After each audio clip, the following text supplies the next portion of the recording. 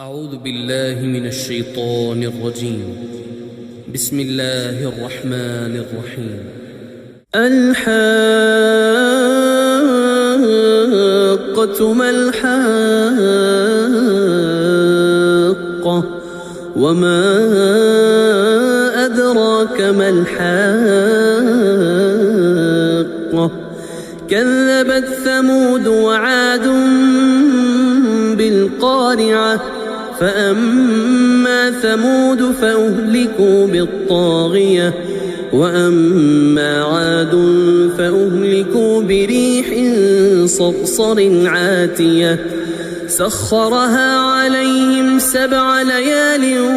و8 أيام حسوما فترى القوم فيها صرعا كأنهم أعجاز نخل خاوية فهل ترى لهم من باقية وجاء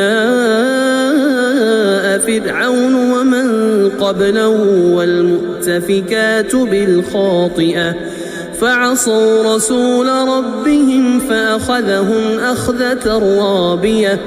إنا لما طغى الماء حملناكم في الجارية لنجعلها لكم تذكرة وتعيها أذن واعية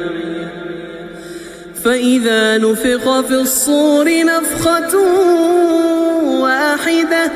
وحملت الأرض والجبال فدكتا دكة واحدة فيومئذ وقعت الواقعة وانشقت السماء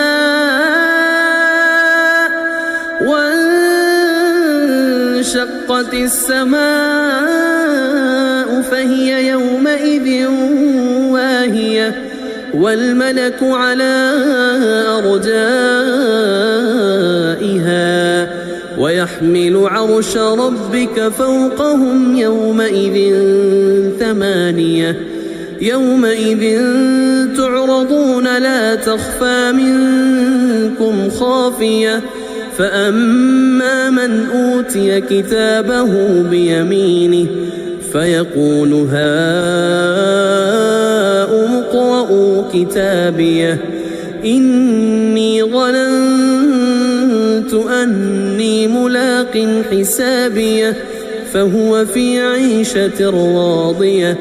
في جنة عالية قطوفها دانية كلوا واشربوا هنيئا بما أسلفتم في الأيام الخالية وأما من أوتي كتابه بشماله فيقول يا ليتني لم أوت كتابيه ولم أدر ما حسابيه يا ليتها كانت القاضية ما أغنى عني ماليه هلك عني سلطانيه خذوه فغلوه ثم الجحيم صلوه ثم في سلسلة ذرعها 70 ذراعا فاسلكوه إنه كان لا يؤمن بالله العظيم ولا يحض على طعام المسكين فليس له اليوم هاهنا حميم ولا طعام إلا من غسلين لا يأكله إلا الخاطئون فلا أقسم بما تبصرون وما لا تبصرون إنه لقول رسول كريم وما هو بقول شاعر قليلا ما تؤمنون ولا بقول كاهن قليلا ما تذكرون تنزيل من رب العالمين ولو تقول علينا بعض الأقاويل لأخذنا منه باليمين ثم لقطعنا منه الوتين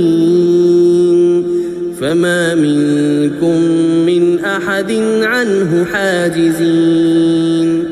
وإنه لتذكرة للمتقين وإنا